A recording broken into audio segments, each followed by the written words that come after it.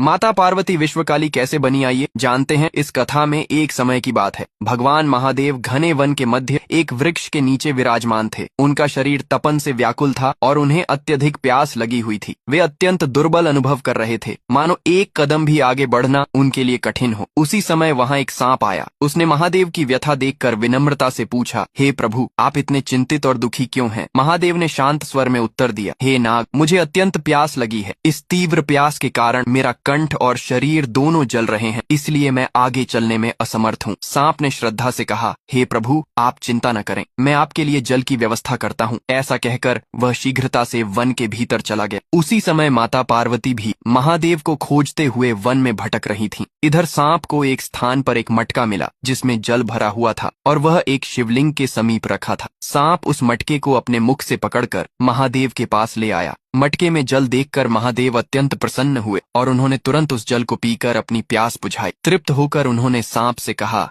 हे नाग, आज तुमने मेरी प्यास बुझाकर मुझे अत्यंत प्रसन्न किया है। तुम मुझसे जो वरदान मांगना चाहो मांग सकते हो। सांप ने विनम्रता से कहा, हे प्रभु, मुझे और कुछ नहीं चाहिए, बस आपकी जूठन का जल मुझे प्राप्त हो जाए, यही मेरे लिए सबसे बड़ा वरदान है।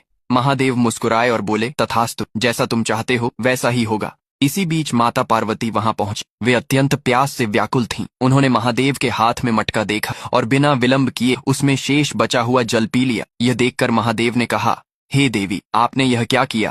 पार्वती ने विनम्रता से उत्तर दिया, हे प्रभु, मैं आपको खोजते खोजते अत्यंत प्यास से व्याकुल हो गई थी। आपके हाथ में जल देखकर मेरी प्यास और भी बढ़ गई, इसलिए मैंने वह जल पी लिया। तभी सांप बोला, हे माता, आप मुझे मटका दें, मैं पुनः जल भर लाता हूँ। महादेव सर्प की भक्ति और समर्पण से अत्यंत प्रसन्न हुए। उन्होंने कहा, हे नाग, तुमने न केवल मेरी प्यास बुझाई बल्कि अत्यंत श्रद्धा से मेरी जूठन को भी स्वीकार की। आज से तुम एक महान और पूज्य शेष नाग के रूप में प्रतिष्ठित होोगे। इसके पश्चात माता पार्वती ने विनम्र होकर महादेव के चरणों में प्रणाम किया और कहा, हे प्रभु, मैंने भी आपकी जूठन का जल ग्रहण किया है, इसका क्या फल होगा? महादेव ने स्नेहपूर्वक कहा, हे देवी, तुम आज से समस्त जगत की माता के रूप में पूजित होगी। तुम्हें विश्व माता के नाम से जाना जाएगा। ये सुनकर सांप और माता पार्वती दोनों अत्यंत प्रसन्न हुए और उन्होंने महादेव को कोटि कोटि प्रणाम किया। महादेव ने स्नेहपूर्वक उनके मस्तक पर हाथ रखकर उन्हें आशीर्वाद दिया। तभी माता पार्वती और शेषनाग बोल रहे हैं, जो कोई इस कथा को देख रहा है उसने लाइक और सब्सक्राइब नहीं किया।